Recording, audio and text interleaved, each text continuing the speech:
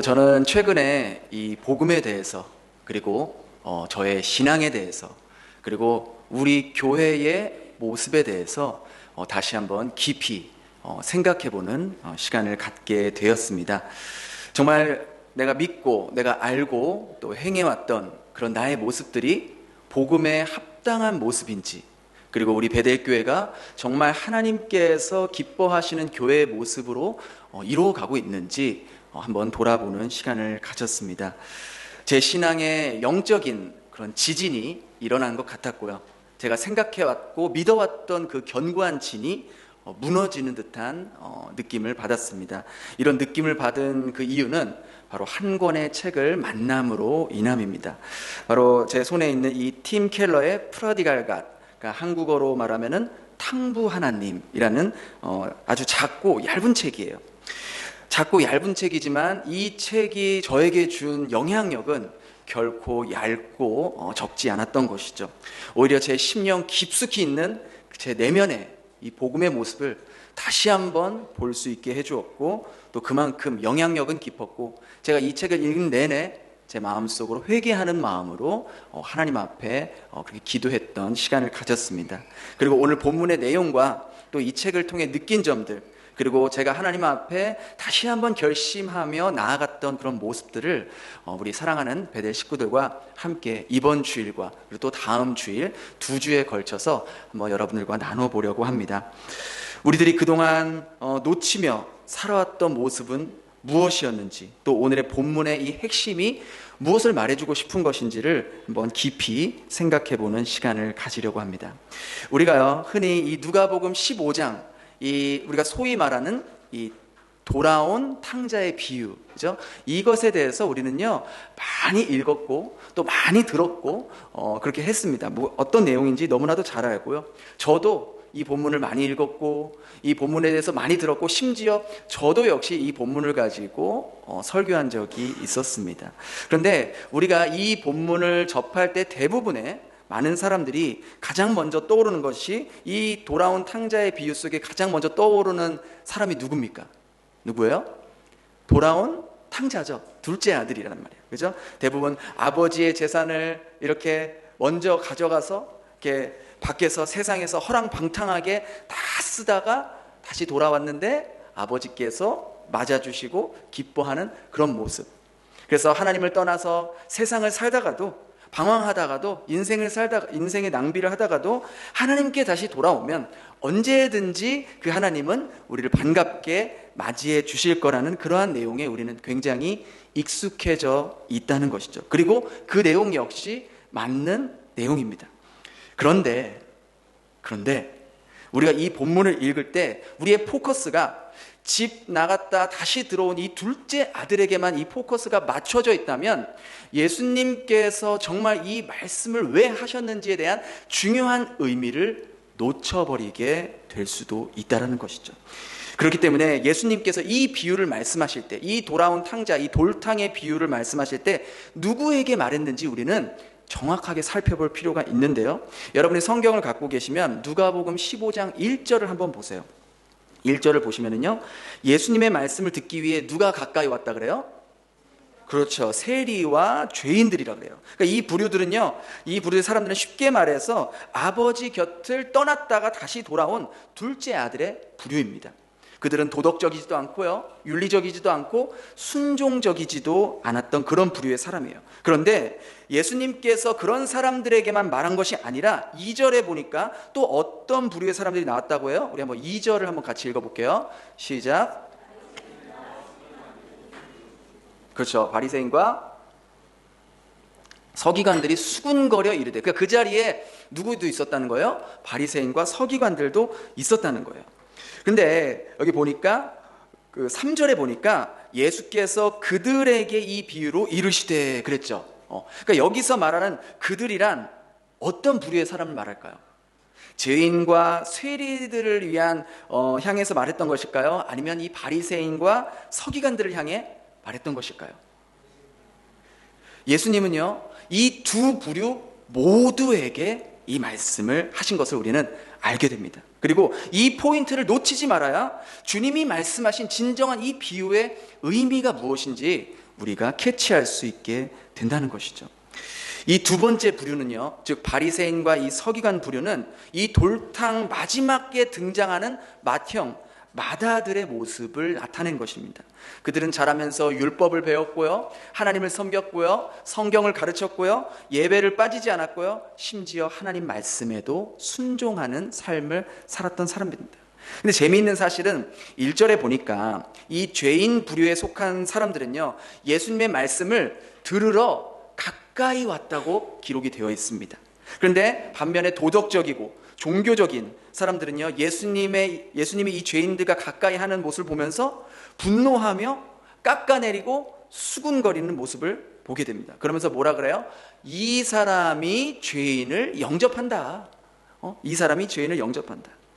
오늘날도 마찬가지지만 우리가 누구를 영접하느냐에 따라서 내가 그 사람과 같은 부류의 사람이라는 것을 인정하는 거잖아요. 근데 예수님은 지금 모든 이스라엘 사람들이 죄인이라고, 매국노라고 생각하는 그 세리, 그리고 각종 죄인들, 창녀, 사기꾼, 각종 범죄자들과 음식을 지금 함께 먹고 있다고 말하고 있습니다. 그 당시에 이스라엘의 문화권에서는요, 음식을 함께 먹는다는 것은 그 사람을 나의 사람으로 인정한다는 그런 의미가 내포되어 있거든요. 그러니까 이스라엘 사람들이 이방인들과 밥도 안 먹었어요. 왜냐하면 이방인들은 부정한 자라고 여겼기 때문이었던 것이죠. 그런 문화에서 지금 예수님이 이런 죄인들과 어울리며 밥도 먹고 하니까 예수님을 그들의 한 패거리로 싸잡아서 얘기하는 것이죠. 그러한 상황에서 예수님은 지금 이 두 부류, 세리와 죄인 부류, 또 바리새인과 서기관 이 두 부류 모두에게 오늘 이 말씀을 전해주고 계시는 겁니다.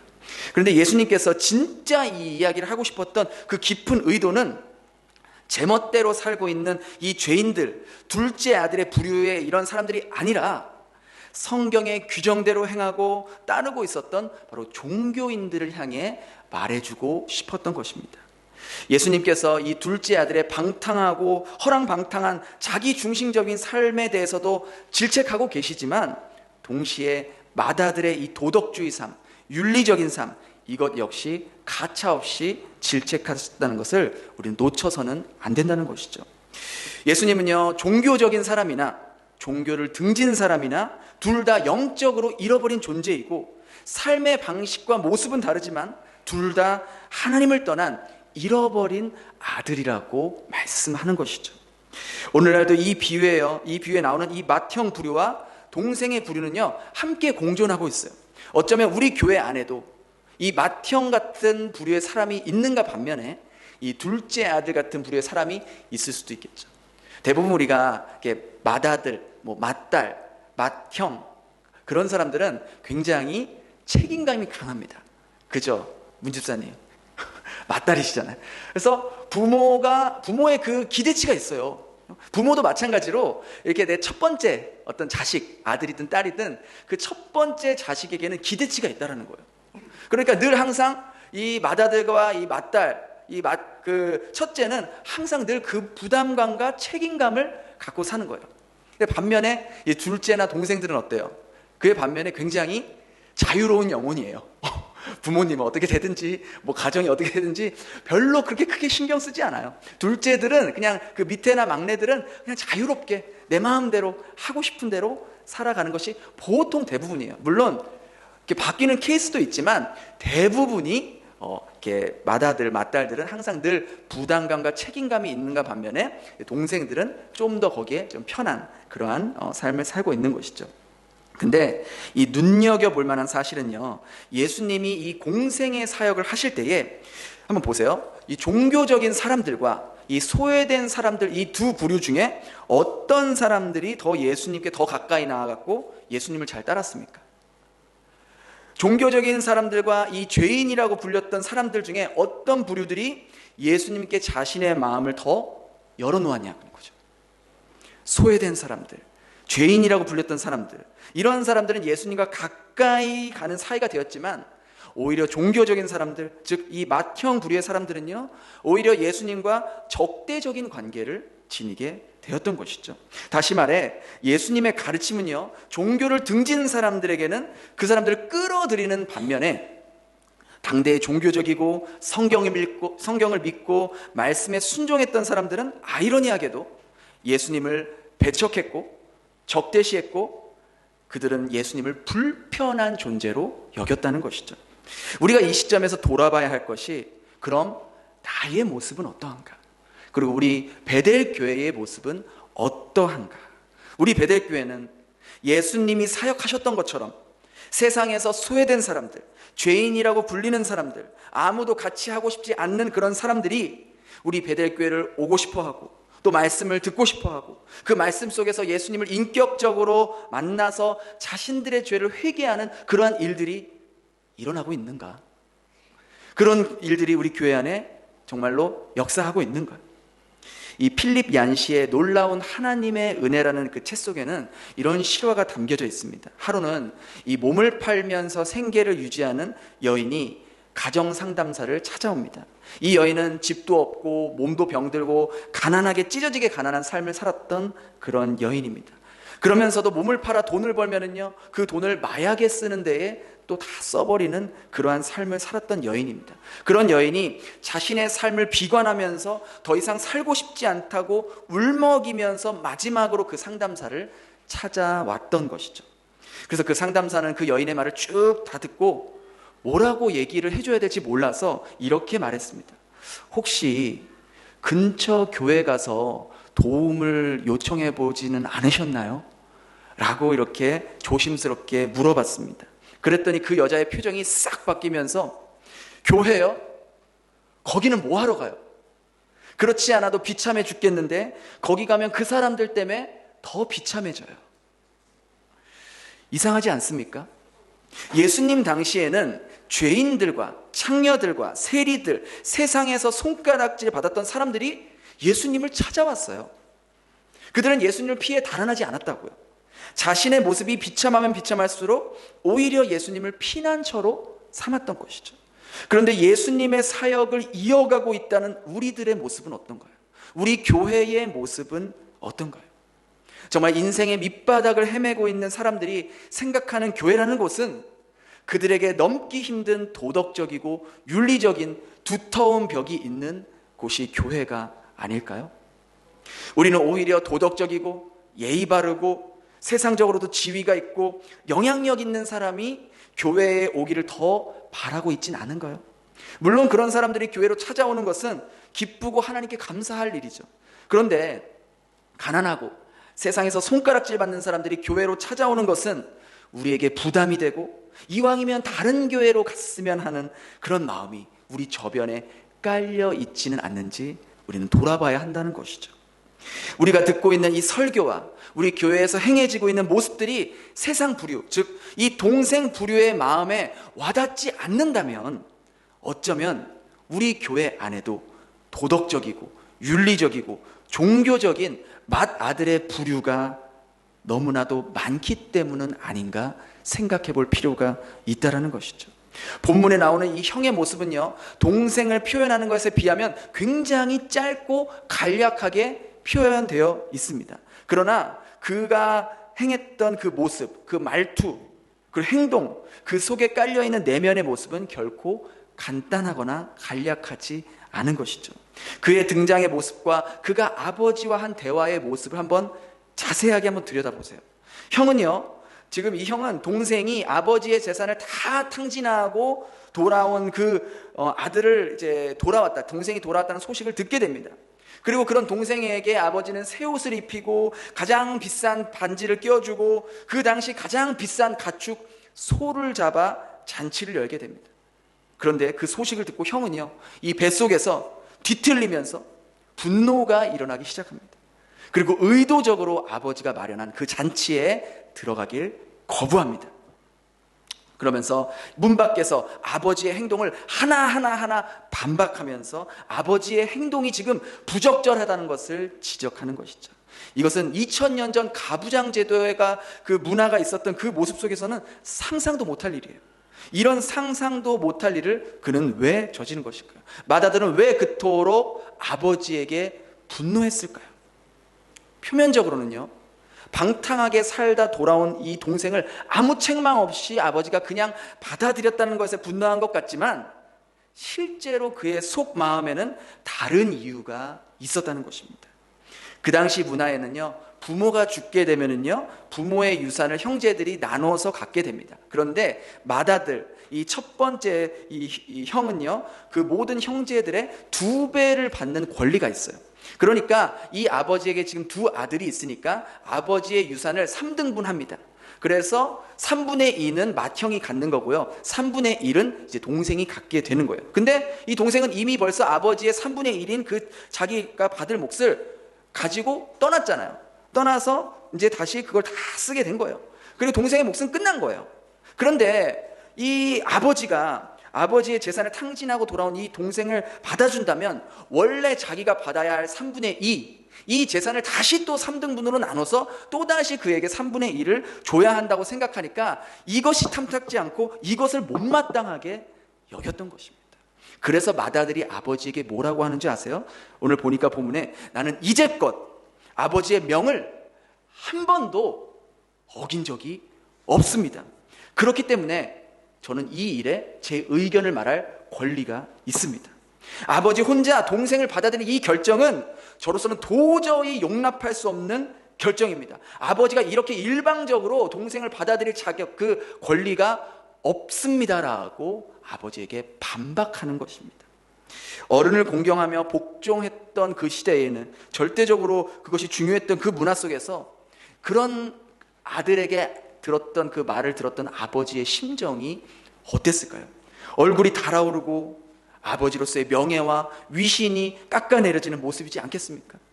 정말 저와 여러분이 이 본문 속의 아버지라면 그 말이 끝나자마자 그냥 그 아들의 귓방맹이를 한데 쫙 무슨 말 이렇게 하지 않겠어요? 저 같았으면 그랬을 것 같아요. 그러나 본문 속에는요, 아버지는 전혀 다른 모습을 반응합니다. 그 아들을 보면서 뭐라고 먼저 말하면 아들아, 아들아. 그렇게 말하면 치근하게 부르면서 네가 사람들 앞에서 나를 욕되게 하고 내 위신을 깎아내렸지만 나는 여전히 네가 이 잔치에 기쁨으로 참여하기를 원한다. 네 동생은 지금 죽었다가 다시 돌아온 동생 아니냐.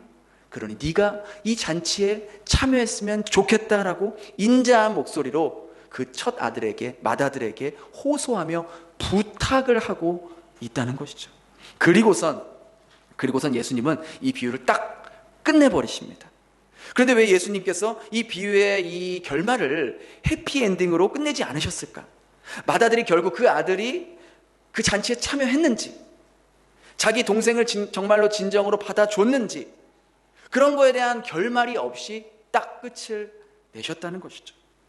예수님께서 그렇게 하셨던 이유는 처음부터 이 비유, 이 이야기의 진정한 청중은 둘째 부류의 동생들이 아니라 바로 맏형 부류들, 곧 바리새인과 서기관들을 향해 말했던 것이기 때문입니다. 예수님은 이 이야기의 결말을 바로 그들의 선택에 맡겼다는 것이죠.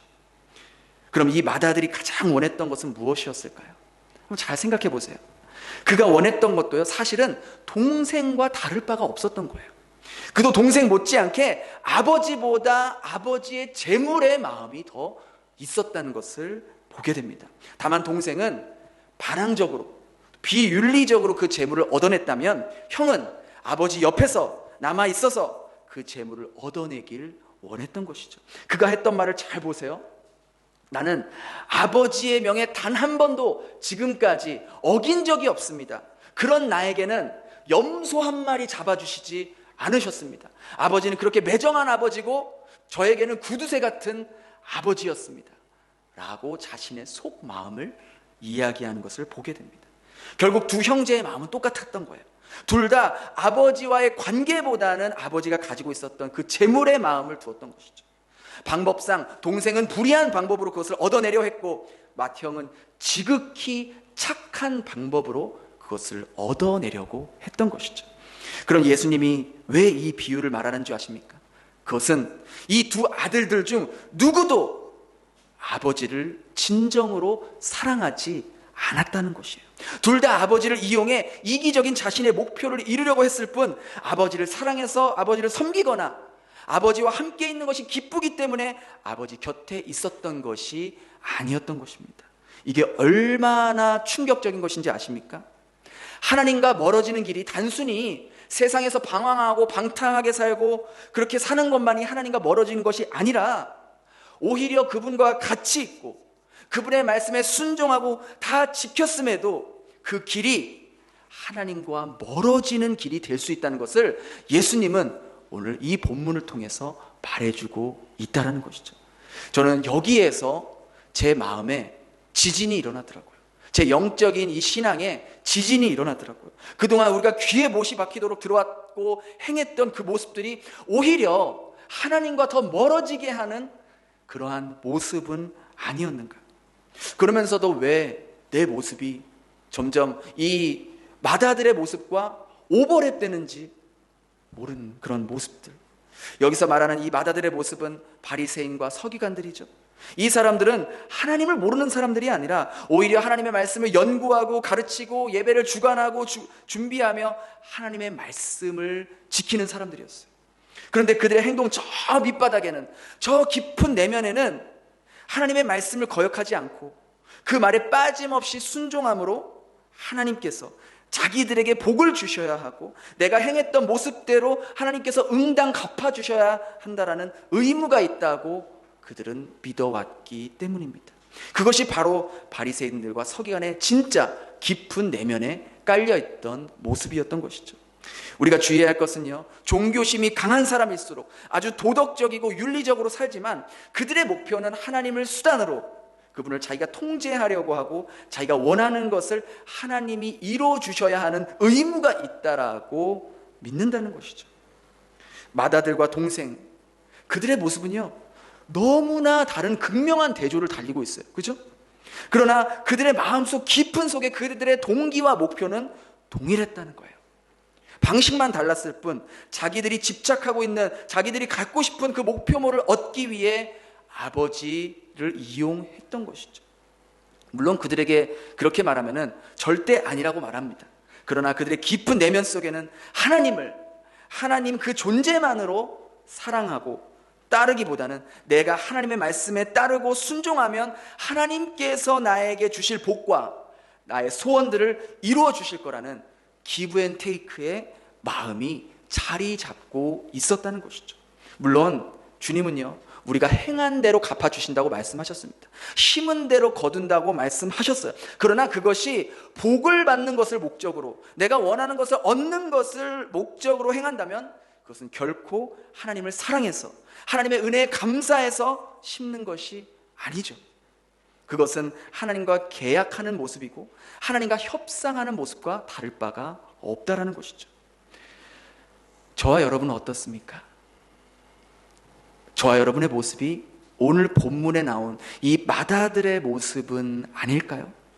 내가 하나님을 믿고 신앙생활하고 예배에 참석하고 헌금도 하고 봉사도 하고 성경 공부도 하지만 이러한 모습들, 우리의 깊은 내면 속에는 마다들과 같은 우리의 이러한 순종이라는 모습으로 하나님과 딜을 하려고 하는 그런 모습, 하나님을 내 목적을 이루려는 수단으로 이용하는 그 마음이 내 밑에 저변에 깔려 있지는 않을까요? 하나님, 제가 순종하는 삶을 살겠습니다. 제가 하나님 이만큼 순종하겠습니다. 헌신하겠습니다. 제가 새벽 예배에 빠지지 않고 성경 통독도 꼭 마치겠습니다. 교회에서 시키는 봉사 모두 다 하겠습니다. 그러니 제가 원하는 것을 들어주시옵소서. 제 사업을 번창시켜 주시옵소서. 이번에 제 이 계약을 꼭 따낼 수 있게 해주시옵소서. 우리 아들 이번에 이 학교에 들어갈 수 있게 해주시옵소서. 만일 우리의 모습 가운데 이러한 모습이 있다면 우리들 역시 현대판 마다들의 모습과 다를 바가 없다라는 것이죠. 혹시 여러분 중에 영화 아마데우스라는 영화 보신 분 계십니까? 이 모차르트의 생을 영화로 만든 작품인데요, 이 영화에는요 두 사람의 주인공이 등장합니다. 한 사람은 오스트리아의 궁정 악장인 이 살리에리, 이 사람은 성실하고 노력하는 노력파이고 그 당시 궁정악장을 지닐 정도로 음악의 소질이 있었던 사람이었어요. 그는 하나님께 이렇게 기도합니다. 주여, 저를 위대한 작곡가로 만들어 주시옵소서. 음악으로 주의 영광을 찬양하게 하시고 저도 많은 사람들에게 칭송받는 사람이 되게 하여 주시옵소서. 사랑하는 하나님, 제가 죽은 후에도 제 작품이 많은 사람들에게 사랑받고 제 이름이 영원히 회자되게 하여 주시옵소서. 그 대가로 저는 주님의 말씀에 순종하며 다른 사람을 돕는 일에 제 삶을 바치겠습니다. 처음에 이 살리에르는 이 기도처럼 하나님께 약속한 것을 지키며 살아갑니다. 열심히 음악 공부도 하고 많은 사람들을 무상으로 가르치고 빈민들을 돕는 삶을 삽니다. 그러면서 점점 자신의 음악의 길이 열리는 것을 느끼면서 하나님도 나의 이 행동에, 나의 기도에 반응하고 있다는 것을 느끼게 됩니다. 그런데 그때 한 사람이 더 등장하는데 그가 바로 천부적인 음악 재능을 가진 바로 모차르트였다는 것이죠. 그의 천재성은 하나님이 그에게 부여주신 것이 틀림없었습니다. 이 영화 제목 아마데우스도 이 모차르트의 중간 이름입니다. 이 아마데우스의 뜻이 하나님께 사랑받는 자, 하나님께 사랑받는 자라는 의미예요. 그런데 이 모차르트는 그의 이름과는 너무나도 동떨어지게 오늘 본문에 나온 둘째 아들 모습과 같았다는 것이죠. 호색을 좋아하고 방탕하고 낭비하는 삶, 그러한 삶을 살았던 것이죠. 이러한 방탕한 삶을 사는 모차르트에게 하나님께서 퍼부어 주신 음악적 재능을 보고 이 살리에르는 질투심과 시기심으로 가득 차버리고 더 나아가 하나님에 대한 선하심까지 의심하게 됩니다. 그리고 그는 결국 이렇게 말합니다. 저는 하나님께 재능을 받기 위해 모든 노력을 쏟아부었건만 저 모차르트라는 저 녀석은 방탕하고 음란하고 교만하기 짝이 없는데 왜 하나님은 저런 녀석에게 음악적 재능을 주셨는지 도무지 이해할 수가 없습니다. 저는 더 이상 당신을 신뢰하지 않겠습니다. 저런 방탕한 자에게 재능을 주는 하나님이라면, 그런 신이라면 저는 그런 신을 더 이상 믿지 않겠습니다. 그리고 그때부터 살리에르는 모차르트를 무너뜨리기 위해 수단과 방법을 가리지 않게 됩니다. 이 살리에르의 질투와 이 시기심, 이 독서는 그의 삶의 모든 부분을 잡아 삼켜버렸고 결국 그의 인생 역시 파멸에 이르게 된다는 것이죠. 이 살리에르의 신앙과 하나님에 대한 순종, 이것은 결국 자신이 원하는 것을 얻어내기 위한 도구에 지나지 않았다는 것이죠. 그는 가난한 사람들과 하나님을 위해 자신의 시간과 돈과 재능을 희생했다고 생각했지만 실상은 그에게 있어서 진정한 희생은 단 한 번도 없었다는 것이죠. 그 모든 일들은 다 자신을 위한 일이었고 세상의 부와 명예를 얻기 위한 수단에 불과했다는 것이죠. 마치 오늘 본문에 나온 이 방탕한 둘째 아들의 모습이 저 모차르트의 모습이었다면 아버지 곁에 있었지만, 아버지 말을 잘 들었지만 아버지의 이 맏아들의 모습, 바로 이 살리에리가 바로 맏아들의 모습과 같다라는 것이죠. 그러나 결국 아버지와 더 멀어진 쪽은 어느 쪽입니까? 동생이 아니라 맏아들이 더 멀어졌다라는 것이죠. 오늘날의 현대판 맏아들의 부류도 크게 다르지 않습니다.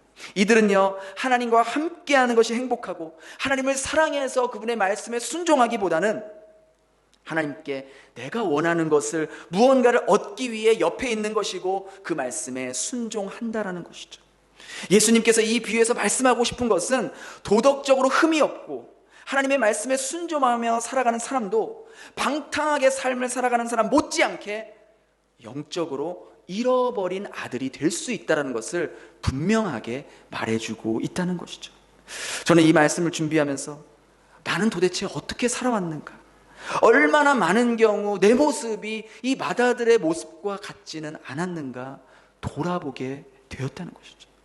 저 역시 목회자로서 하나님의 말씀을 연구하고 가르치고 예배를 주관하고 말씀을 순종하려고 노력했지만 제 깊은 내면 속에는 내가 이렇게 사역자로 헌신한다면, 다른 사람을 돕는 일에 시간과 재능과 물질을 쏟는다면 살리에리가 요구했던 정도는 아니었더라도 하나님께서 내 인생의 필히 보상해 주시고 내가 원하는 삶의 모습으로 만들어 주시겠지라는 이 맏아들의 DNA가 내 깊은 내면 속에 있지는 않았는가. 주님을 제 삶의 성공의 도구로 여기려 했던 저의 이 무지함과 교만함을 용서해 주시옵소서. 얼마나 많은 경우 맏아들과 같은 모습으로 행동으로 인하여 아버지의 마음을 근심케 하고 아프게 했는지 헤아릴 수가 없었던 것이죠. 아버지, 이 못난 아들을 용서해 주시고, 아버지 곁에 있었지만 아버지와 깊은 관계를 맺으려 하기보다는 아버지가 저에게 줄 수 있는 것만 바라보았던 저의 이기적인 그런 모습들을 용서해 달라고 회개하며 이 말씀을 준비했던 것이죠. 여러분은 어떠신가요? 혹 여러분의 모습이 오늘 본문에 나온 맏아들의 모습과 오버랩되지는 않으신가요? 아버지의 진짜 마음을 헤아리지 못하고 아버지가 가지고 있는 재산과 재물과 아버지가 나에게 주실 수 있는 거기에만 마음이 쏠려 정작 아버지와의 관계는 계약적인 관계, 의무적인 관계로 변질된 맏아들의 모습으로 살아가고 있지는 않는가요? 만일 우리들에게 그러한 모습들이 있다면 우리는 어떻게 해야 될까요? 본문에서 나오는 이 아버지는 맏아들이 어떻게 하시기를 바라셨을까요? 그리고 그 당시 이 비유를 듣고 있었던 바리새인들과 서기관들은 어떤 결정을 내리길 우리 주님은 원하셨을까요? 더 나아가 현대판 맏아들의 모습으로 살아가고 있는 우리들에게 주님은 오늘 어떤 반응으로 하시기를 촉구하고 계시는 걸까요? 우리가 이번 한 주 이 점에 대해 깊이 생각해 보았으면 좋겠습니다. 나는 어떤 모습으로 살아왔는가? 그리고 앞으로 어떤 모습으로 살아갈 것인가? 우리가 진지하게 하나님 앞에 기도하며 물어볼 때 하나님은 분명 우리에게 성령의 감동으로 여러분 한 사람 한 사람에게 말씀해 주실 것입니다. 우리가 다음 주는 바로 이 점에 대해서 더 심도 있게 나눠보려고 합니다. 이번 한 주 여러분 깊은 영적인 고민을 해보시기 바랍니다. 이 고민이 분명 여러분의 삶의 모습을 바꾸어 놓을 것이고 그동안 가지고 있었던 나의 신앙의 모습을 돌아보게 할 것이고 이 고민이 깊어지면 깊어질수록 여러분의 영혼은 새로워질 것이고 하나님 아버지께서 정말로 원하시는 모습으로 찾아가게 될 것입니다. 그러한 은혜가 이번 한 주 여러분 삶 가운데 나타나길 주님의 이름으로 축원합니다. 기도하겠습니다. 하나님, 오늘 말씀을 통해 그동안 우리들 마음속에 자리 잡고 있었던 신앙의 모습을 돌아보게 하시니 감사합니다. 우리의 모습이 많은 경우 본문에 나온 이 맏아들의 모습과 흡사하지 않은지 돌아보게 됩니다. 하나님과의 깊은 관계보다는 하나님을 정말로 더 사랑하기보다는 하나님과의 계약적인 모습, 내가 이만큼 할 테니 하나님도 저에게 이만큼 해주세요라는 그런 마음이 우리 깊은 내면 속에 깔려 있다면 이 시간 회개하여 주시고 우리의 모습이 진짜 잃어버린 자녀의 모습이었다는 것을 발견하게 하여 주시옵소서. 주님, 저희들을 불쌍히 여겨주시고 주님의 은혜로 붙들어 주시옵소서. 이번 한 주 이 말씀을 깊이 되뇌이며 하나님께 물어보며 하나님이 원하시는 자녀의 모습, 주님께서 원하시는 저희들의 모습이 어떠해야 하는지 기도하는 가운데 가르쳐 주시고 인도하여 주시옵소서. 감사드리며 예수님의 이름으로 기도드립니다. 아멘. 우리 다 같이